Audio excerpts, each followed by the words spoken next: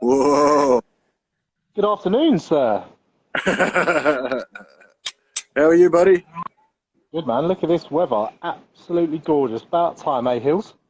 Oh, stunning, isn't it, mate? It's stunning. Yeah, yeah. I nearly put the sunglasses on myself, mate. I got the shorts on. I don't know if you can quite see it here, but yeah, I got the shorts on today and everything. Hey, love it. I was one step away from wearing a vest. One of those little woven jobbies, the sort of with the little holes in it and stuff like Yeah, let all the air in, mate. that. So welcome everybody watching. Today is Sizzling Saturday. We're here with the king of barbecue steaks, Picanha. And not just any picanha, mate. It's going to be a pretty epic one, isn't it? Mate, it's badass. This is Badass Picanha from the Badass Beef Company. And we'll be crossing over to him. He's Dave, the boss man there, the boss badass man. He'll have a bit of a yarn to us in about 20 minutes' time. And then after that, who have we got, Jack? We're in big trouble. Mate, we've got a stacked lineup today. So at 4:20, we're going live with Luciana Berry, MasterChef contestant, winner of Brazil's Best Chef. I think I'm right. Yeah. Hey, she's a bit of a ledge. Last time we saw her, she was quarantined in a hotel for 10 days. So, yeah, we'll see what she's been up to since she's broken out. Yes, yeah. So, she's actually out your way, mate. She's in Essex, mate. How's that? Mate, what part of Essex? We'll have to ask her. She knows all of that stuff. But yeah, she's going to be doing some Brazilian stuff, and she's going to be telling us a bit about the picanha, and she's going to be judging our cook up here. Then after that, who else have we got after that, champion? Another legend. Mate, so at 5 o'clock, we're going live with none other than Ben Forte, and it's a pretty special episode, mate, because we've actually got his beer, Thrills and Grills, brewed with the Wild Beer Company, and we've had some of their beers on before, Hills, haven't we? We actually launched their Wild IPA last year, but mate, this is brewed especially to go with barbecue, and it's pretty damn awesome. It is, mate, isn't it? You know, yeah. Oh, I'm looking forward to hearing about the story, how we come up to create this one, mate. So let's have a go. First things first. Look at the colour. Ooh. Oh, good, mate. Oh, you know what that is, dude? You know what that is, buddy? That's steak in a can. Mate, nice bit of little smoky notes on that as well. It's really really orangey, lovely bit of hint of smoke at the end there. Yeah. I can tell why this is supposed to go with barbecue. Wow. That's one delicious beer. 5% and 5%, and it's quite malty and smoky. So good little session beer there, mate, I'd say. Exactly. That's what I like, mate. You know, some of these beers nowadays, they're a little bit weak, aren't they? Like 4.5%. I like a nice strong 5% alcohol lager. So yeah, well done, Ben Forte. And he's obviously going to come on at 5 o'clock, just give us a little chat about how the beer comes to fruition.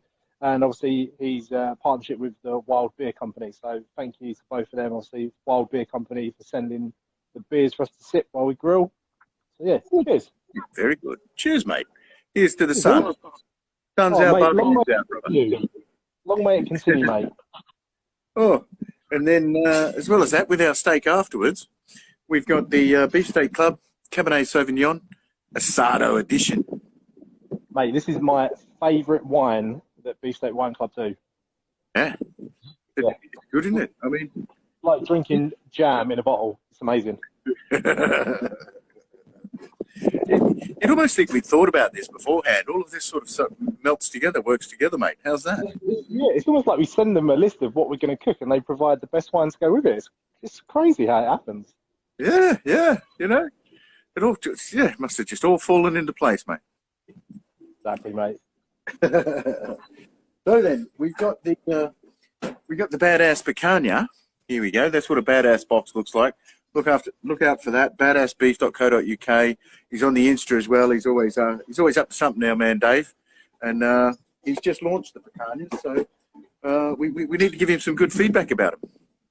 Mate, 25 quid as well. Pretty reasonable if you ask me for a 1.5 kilo piece of meat. And obviously picanha comes from the cap of the rump. So nice big bit of rump steak. What can go wrong? 25 quid, you're winning. And here you go. Well, you know, well, just quickly, this is what I've done with mine, right? So, I've seared mine already. Hang on, here we go. I've just given it a nice sear. All right, whole, okay. A sear on both sides. It's been seasoned with plenty of good salt, etc., and a pepper, and then give that a bit of a sear. Then slice it up like that, right? Now, there's a few. Well, I mean, I only know this from Instagram, and actually from speaking to Luciana as well. But yeah, so you slice it like that. It's still raw, you can see here, and then you cook it as individual steaks. That's a beautiful colour. That's a beautiful colour, though, Hills. It is, isn't it? There's red, marblin in there for a bit of rump as well. So the fat's seared off a little bit. The rumps, you can see the steak there, and then you can cook the individual steaks, and then slice them into little bits like that way, and you've got great little sort of little chunks of meat to eat, mate. Little pitmaster privilege. And then this bit here is, according to Luciana, this is the tip, right? This is for the chef. The chef keeps this, mate. Yeah. So remember that little trick.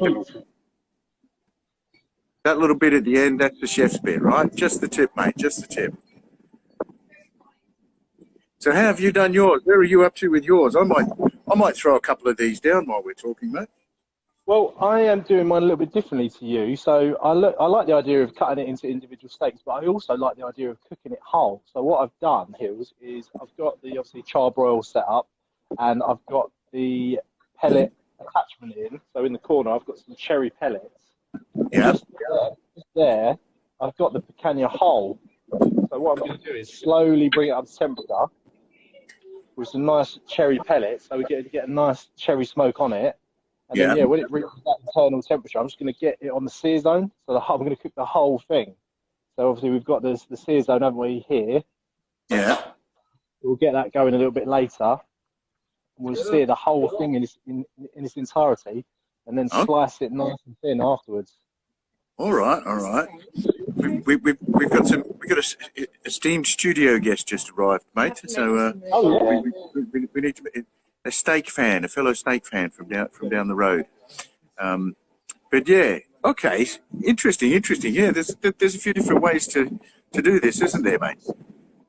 Well, yeah, I've seen people do it as well on the rotisserie. So you can actually, like how you've done it here, you can actually cut it into, how would you call it, like strands or individual steaks, and then feed them onto a rotisserie, and then let the rotisserie do the work. And then obviously slice it radizio style, you know, like one of them big spits. Give it some of your best kebab shop action. Yeah. I've got a knife for that. Oh, bloody hell, mate. You got to be careful. Look at that. Wow, that's huge.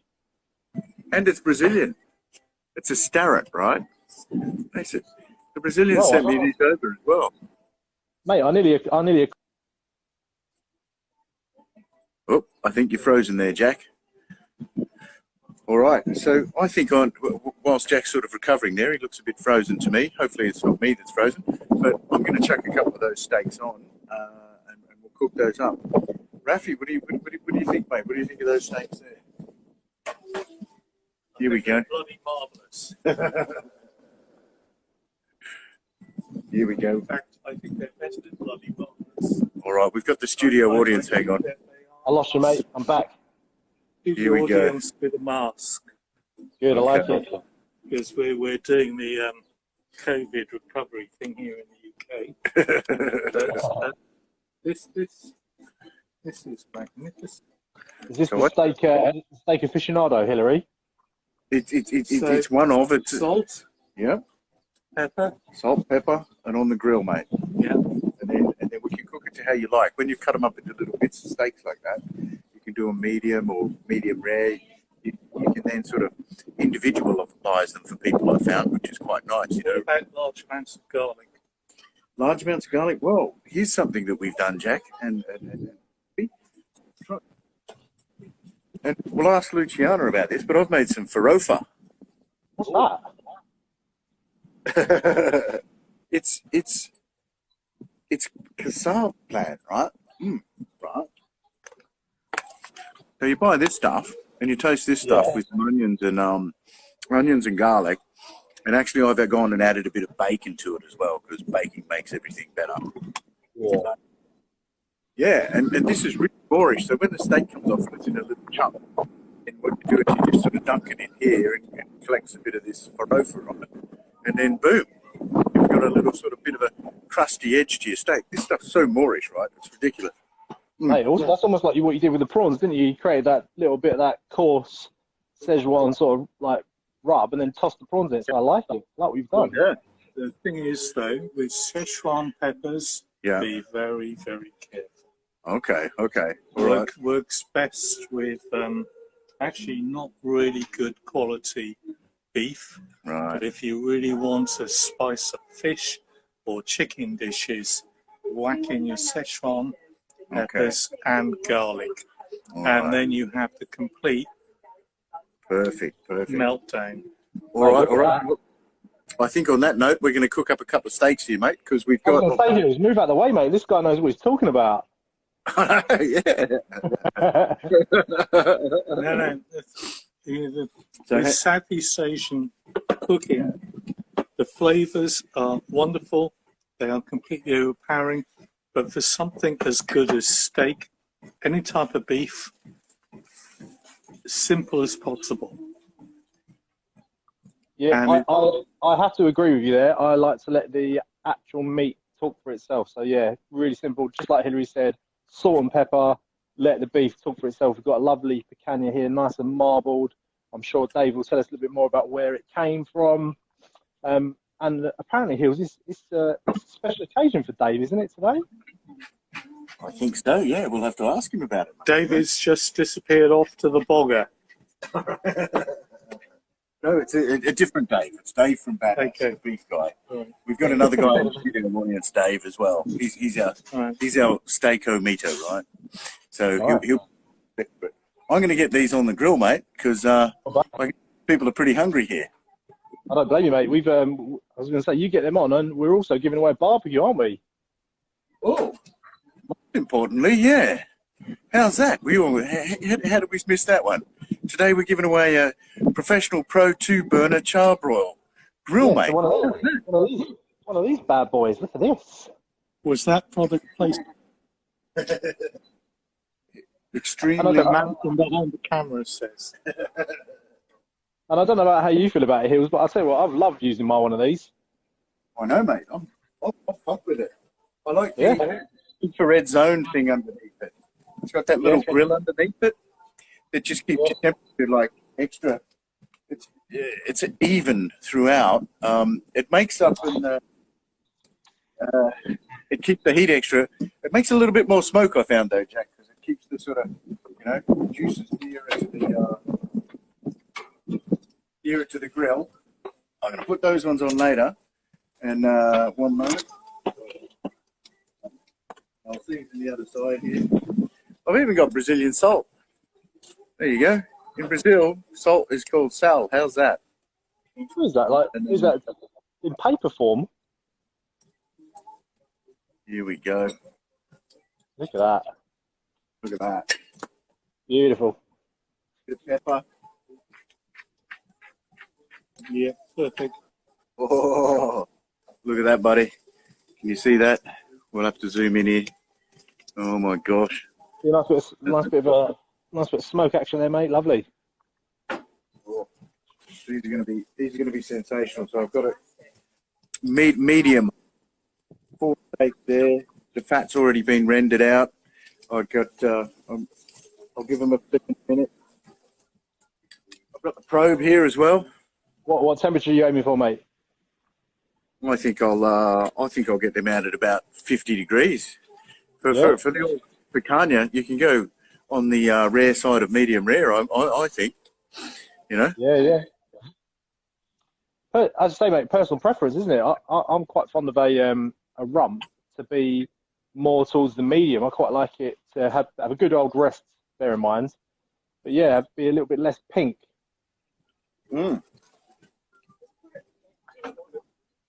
Oh All right, so that one's sizzling away there. What you got? What are you doing with yours, mate? Have you got yours grill? Yeah, so mine is just coming up to temp nice and slowly. Yeah. I'll zoom you in. Hold on, mate. Let me move you. Move closer. Right, here we go. So yeah, what I've done, like a bit similar to you here, is I've got a nice sharp knife. Yeah. Scored the fat tap. Yeah. All over with like a diamond sort of formation, and then covered it in some nice salt.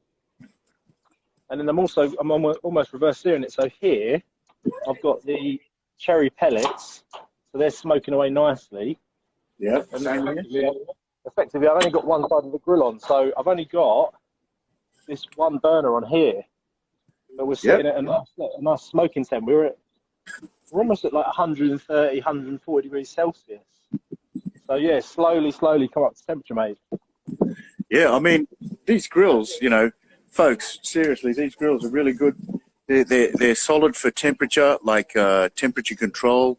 You find that, you know, it does what it says and it comes up to heat nice and quick. It's nice and even. I'm very happy with this, with the old Charbroil Professional Pro, mate. I'll tell you what I noticed about Hills, it really retains the heat, like you said. So if you get it to, you know, full whack temperature, like 350 degrees Celsius, and then you turn all the burners off, it will stay hot for a good sort of 15, 20 minutes after you've turned all the burners off. So, yeah, apparently they use a lot less gas than other barbecues. So, yeah, I'm really impressed, mate. And the fact that this one burner's on and it's holding 135 degrees Celsius, it's perfect smoking temperatures. Add a little bit of cherry, whatever sort of wood you want, pellets, wood chips, and you're away. Basically made a little smoker. I've got a bit of the chips from the old Murray River, mate, in Australia. The old Murray River wood chip in there, in the smoke box. Penny will be glad to get rid of them, mate, out of the garden. And the basement, mate. You should see the basement. Yeah. Which means room for more barbecues. All right, I'm going to give these a bit of a now. What are you going to serve them with, Hills? Oh, hang on. Oh, my gosh. I'm going to have to move the camera over and show you these. These are looking ridiculously good, champion. Here we go. I don't know how to do this. Look at that. Oh, yeah. Whoa. I like the grill marks on them, mate. Lovely grill marks. Yep. Nice clean grill. That's the other good thing with the old Charbroil. I found it actually really easy to keep clean, and it's got stacks of accessories as well, mate. So we should we got a minute, and we're going to go cut over to Badass Dave. So maybe announce the winner, and then I might pluck those steaks off when we're having a chat to Dave. Mate, brilliant. So the winner is backyard_garden_barbecue, and I believe they're based in Wales. So congratulations to you. You are the winner of a professional Charbroil 2-burner barbecue, mate. What a dream. Look at that, man. I've got a second phone. Makes life a lot easier. Look at that. There you go. There's Backyard Barbecue. If you're online, Backyard Barbecue, mate, give us a holler, and we'll get that grill out to you ASAP. I've got to say, Hills, as well, mate. Some people have entered and they've not actually stuck to what the criteria is. So yeah, please do follow exactly what it says, because you might have been selected and you might not have been following the account you needed to follow, so you didn't actually win. So keep that in mind, guys. But yeah, congratulations to Backyard Barbecue. An amazing Charbroil winging its way to you. All right. Go, Jack. Those steaks are ready. Look at that. Oh, look at that, mate. My God, they're going to be tasty. So what are you going to do now? Give him a big old rest, and then we're away. Give him a bit of a rest, and then a little bit of salt, and then we're just going to eat them with little sticks. I'll slice them into little slices. Just eat it with little sticks. Oh, mate, lovely. Just holy protein day today, mate. Well, hey, I'm a bit jealous. I want mine to cook a little bit quicker. All right. Well, I'll tell you what. I think we might have Dave waiting. So let's wrap this segment up and say a big thank you to Charbroil for the prize. What a wonderful prize. And we'll get that out to the lucky winner. Big thanks to Badass Beef for the wonderful meat, the picanha, that I'm pretty sure they're going to get some pretty good feedback on that one. So look out for them on Instagram. We've also got the wild beer with Ben Forte collaboration, the Thrills and Grills. Thrills and Grills, love it. Oh, I want a few more cans of that. And not forgetting our good friends at Beefsteak Wine. I think this is going to be a cracking day, mate. Amazing with the steaks, buddy. So, yeah, looking forward to cracking open a glass of wine. Nice big juicy steak. Oh, yeah. Dreamy. All right, champion. All right, let's do that. Dave will be ready to go live. So if you go over and catch him, and I'll join you in a second, okay?